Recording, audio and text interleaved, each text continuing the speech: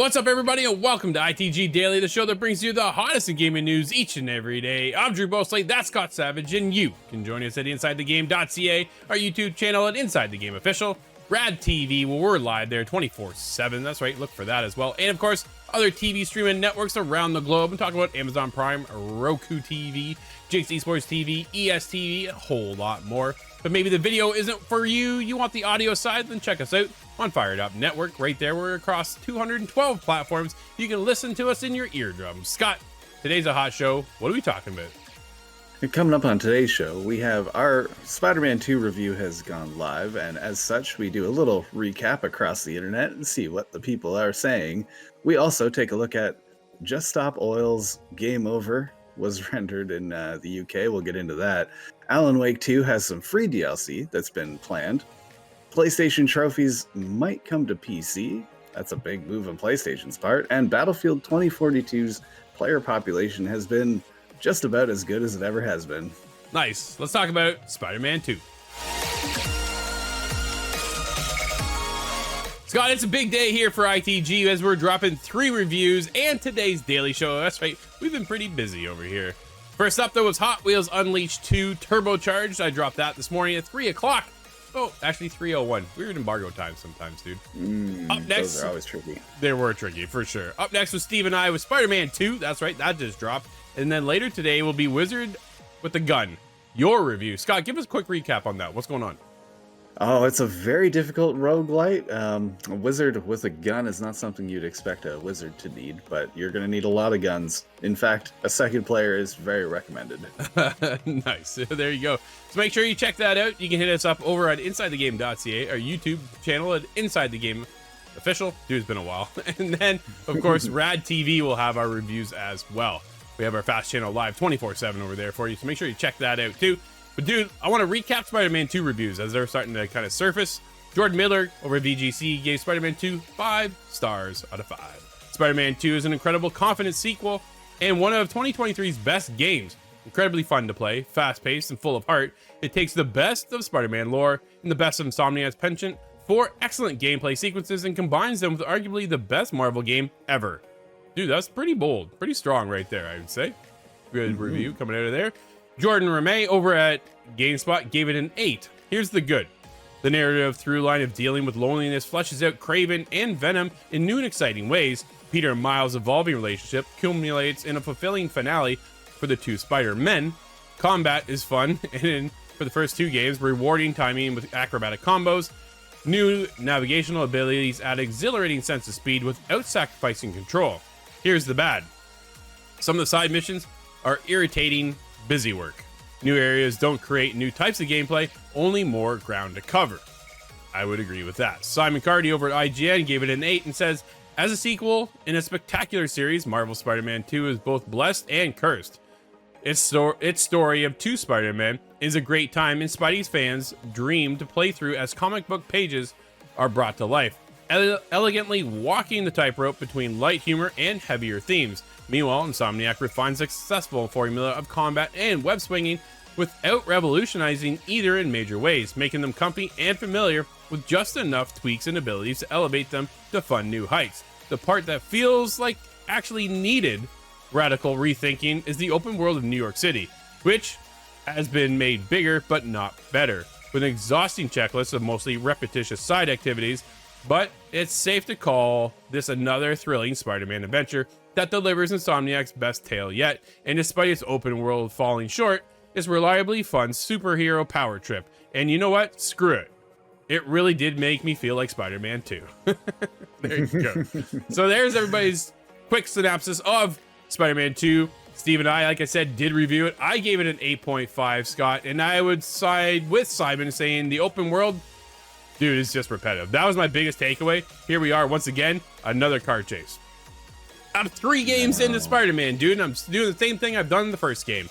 Not what I wanted to do. So make sure you check out our full review. I break it down. Steve breaks it down. Dude, there's a lot to talk about for Spider-Man 2. We also talk about whether or not we're going to get the platinum. So yeah, there's that as well. Take a look.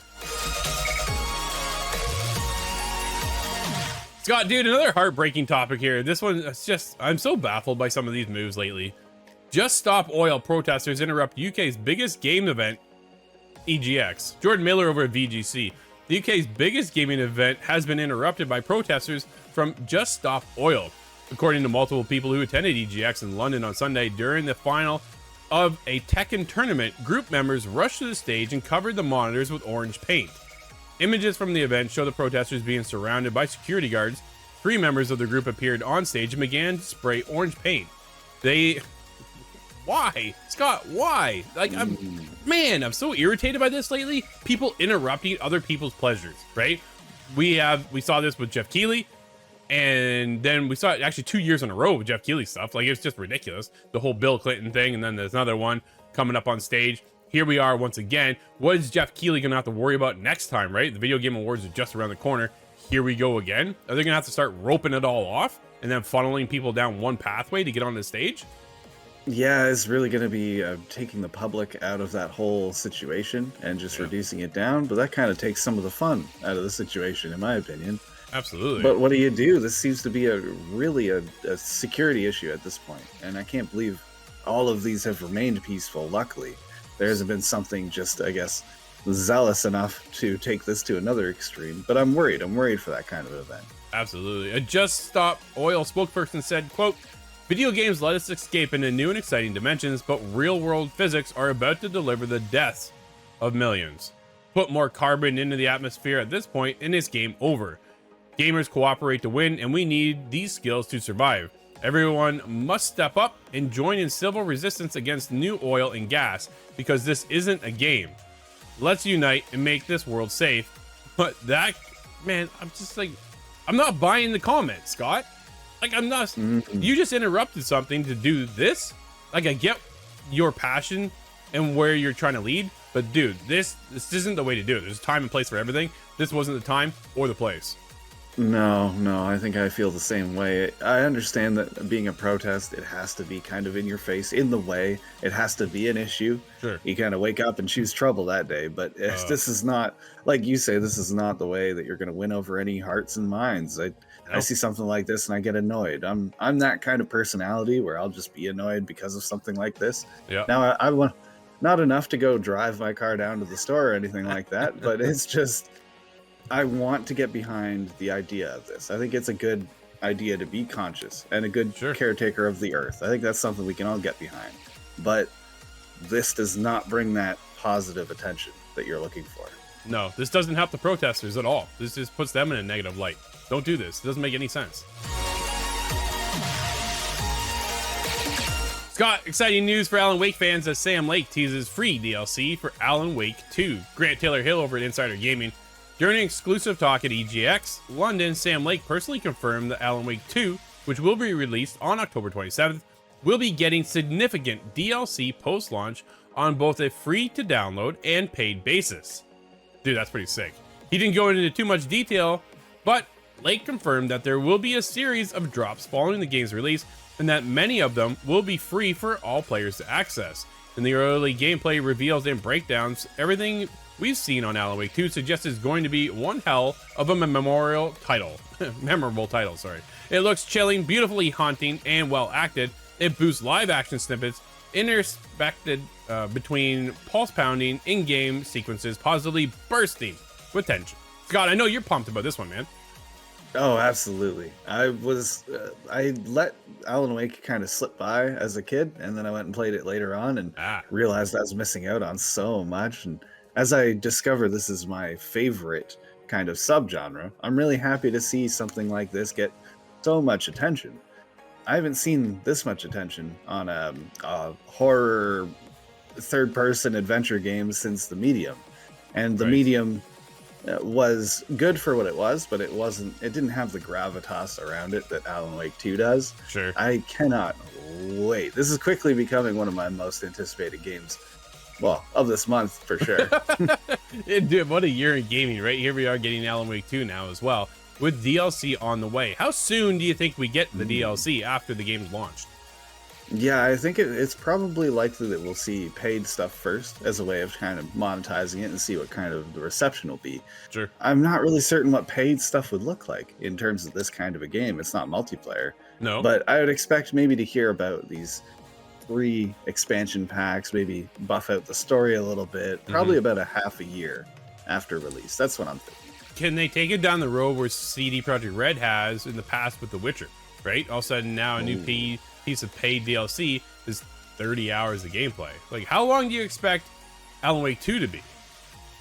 I'm really expecting maybe like 12 to 15 hours. I don't expect it to be a very long experience. Sure. But it's one of those where, because of the genre it is, you could go through it really slowly. Depends on how intense they make it. And they could set up for just story beats to be added on later, right? Maybe it gives you 3-4 hours with this content that extends the story. But if they bring that a couple times a year, dude, that keeps people around. How much do people play DLC though?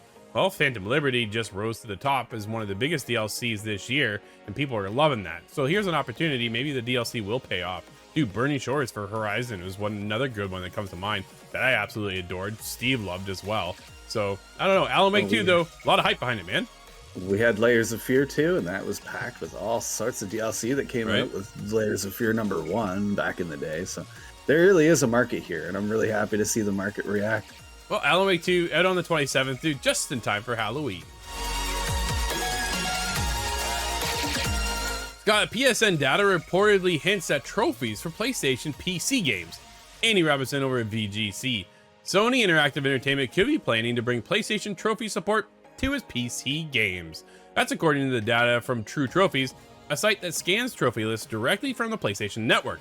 According to the site, it recently detected a new PS5 trophy list with an additional platform listed alongside it. Quote, PSPC, end quote. The list in question reportedly isn't attached to any particular game and appears to be a test. It's claimed that the PSPC platform listing refers to a new platform separate from the PS5, yet one that might still connect to the PS5 platform. The listing follows the addition of PSN support to Marvel Spider-Man Remastered on PC last year. While the game does not feature trophy support, it offers players in-game rewards in exchange for linking their Steam and PSN accounts.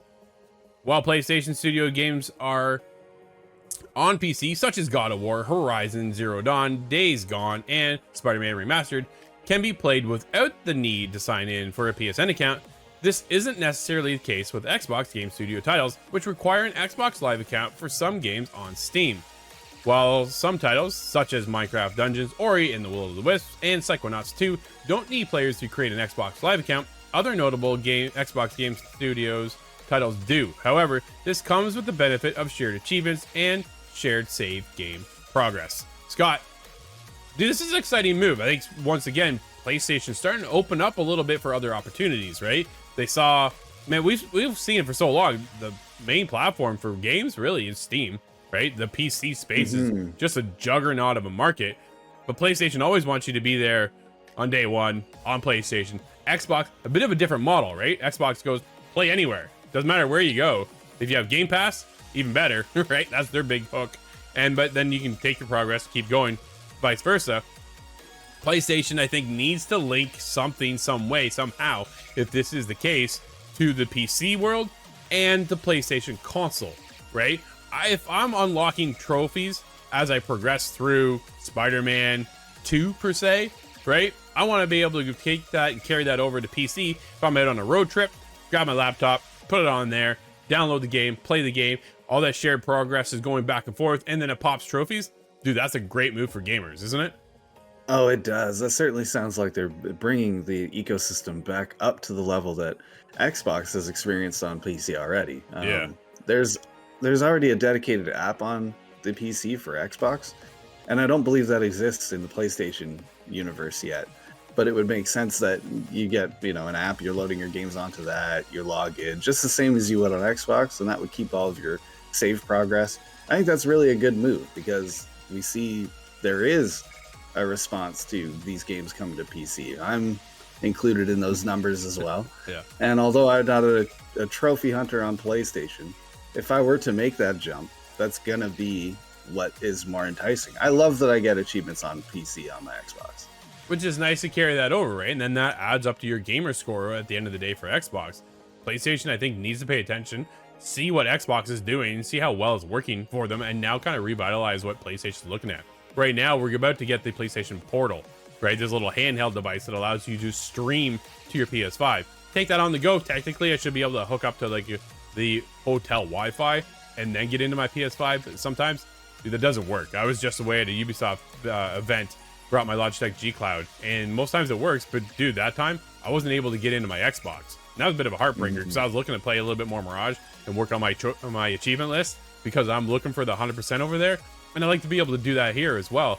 But if I'm only relying on a Wi-Fi that isn't all that stable sometimes, no matter where you go, what if you're on a plane? Dude, that doesn't always work, right? You're not be able. Sometimes they do have Wi-Fi and it's okay, but the stutter and the sputter to get through the game can be just so painful. It'd be easier to download on my laptop, have everything go on the cloud, right, and work off of it that way. Save game, trophy list, it all just pops as I can progress through. Get home, upload the save, download it back onto my PlayStation 5, and away we go. And it just makes a ton of sense, and it opens up that market once again for PlayStation, who's already leading the charge though in the console space. Well, they are, but if you're going to take anything mobile, they have to give you the idea to leave the Switch behind. Man, how close do you think they were really considering PlayStation Portal to the PS Vita 2? Oh, it could have been the PS Vita 2. Man. I'm a little disappointed by that. I was heartbroken. We do need a sequel to the Vita. I thought, here we are. We saw the rise of the Switch, right? Everybody goes, wow, this thing's amazing. It's a magical device that people can just play wherever they want. Just take it on the go. And I kind of thought the PlayStation Portal would have been that step instead of just a streaming device only, which again, dude, it has me excited. I know I'll be using it. I'll be sitting in my bed playing on my PlayStation at night, which is exciting. And then I just turn it off and go to bed. Like, this is what I do on a nightly basis as it is with my Logitech G Cloud, and I'm on Xbox, and that's how I link up and I'm able to play there. Having that device in order to do this is great, but when I take it over to my parents' place or I take it to my brother's place, the Wi-Fi is good and most times it works, but there's the odd time and I was just like, man, if it's, I can just take it outside and I can just wherever I go and have it with me. Dude, I took my Vita all the time. It was always with me. And it would have been the same thing for the Vita 2 if that would have, man, I wonder if that'll ever happen, Scott. No, I have a feeling we're not going to see it. No, I don't think so either. But this is exciting at the end of the day, though. They're starting to open up a little bit to the PC realm. So instead of putting it on the Vita 2, maybe I'll just download it on my laptop and be able to carry it on the go. That's cool.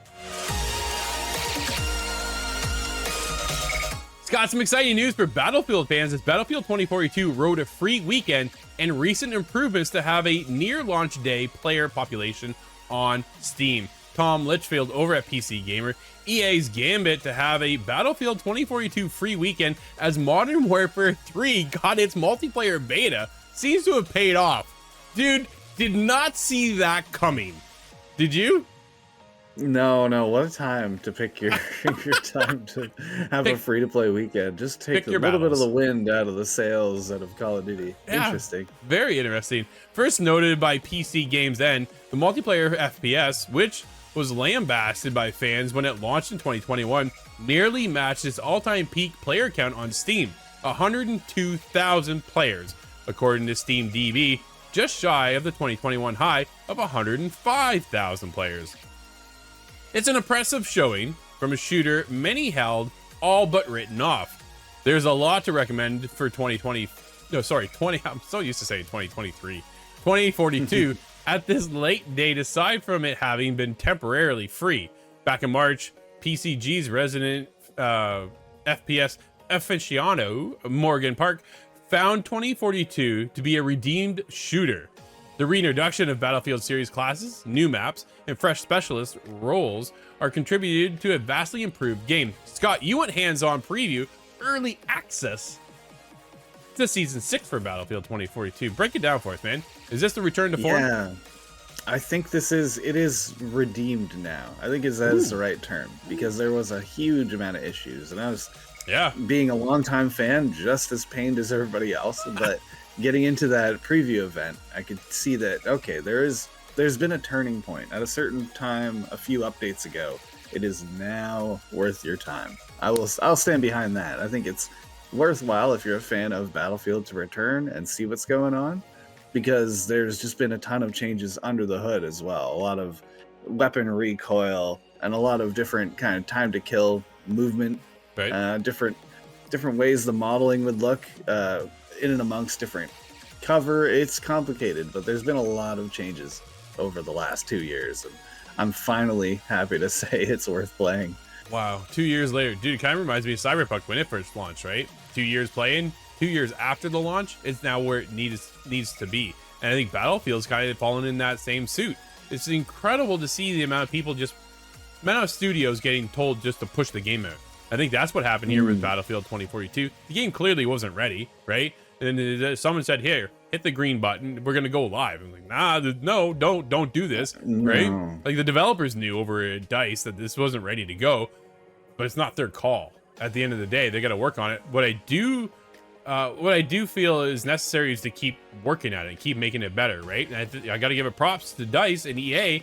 First of all, give it props to EA to say, yeah, keep working on it, because they could have clearly just said shut it down and move on. Yeah. And props to DICE to go, hey, we want to keep making the improvements and the necessary changes to bring Battlefield back up to the top where it once was.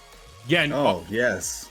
Always so they can stand tall and be proud of this release, just like all the others. There's hours and hours and hours of work went poured into this title, and it did not release in a way that did it any justice at all. No. And it was a shameful, really. At the end of the day, it was awful. Dude, I do find it hilarious that they went head to head though with Modern Warfare 3 beta over the weekend, right? And it did well. But I think that is right there. That's something for DICE to be proud of, because they've always competed with the Call of Duty franchise, but have never really exceeded past the Call of Duty franchise. But here, if they're able to at least compete a little bit, this is nice to see. I think it's welcoming to get players back into the game. I know I'm looking to get back into the game, especially when I jumped into Call of Duty beta. I'm like, this is more Call of Duty. Yeah, at the end of the day, I wasn't feeling it. I'm like, cool, it's back again. If you're into Call of Duty, you just love Call of Duty, and there's nothing wrong with that. That's a great time, and people love doing that. But for me, I'm just like, nope, I'm out. I want to get back into Battlefield a little bit, test out the new changes, check out season 6. Dude, something about some what are we getting, aliens or maybe some zombies going on? Yeah, there's some strange experiments happening at one of these redacted labs, the new map they put out, and supernatural would be one way of describing it. It seems like zombies to me, but I have no idea how that's going to work out. Interesting though, right? It's something that we haven't seen really breach the world of Battlefield. And here they are introducing a new game mode, which I think is probably a welcome change at this point. Scott, your full impression though is over on our website, insidethegame.ca, as well as our YouTube channel, Inside the Game Official. So people can definitely check that out. New map though, Scott, you liking it or not? I do like the new map, yeah. It was interesting because it's more of they've acknowledged it's a meat grinder of maps. There's going to be a lot of infantry and a lot of explosions, but it was cool. There's a lot of side tunnels, so you can kind of break that up. Nice. It reminds me of the maps of old, which were the more appreciated maps, Metro, and I think Foot Locker is the other one, but cool. They were both really good, and I like that is still present in the game. Got a little quiet on the games out today storefront. What do we have though? We have Cloudpunk now on Xbox Series consoles. Outpath is on PC, and Overpass 2 is on PC, PlayStation 5, and the Xbox Series. Nice. And that'll wrap up today's show, everybody. Thank you for hanging out with us. This has been ITG Daily, the show that brings you the hottest in gaming news. Don't forget, we had 3 reviews dropping today, so make sure you check those out. Until tomorrow, everybody, I'm Drew, that's Scott. And we'll see you inside the game.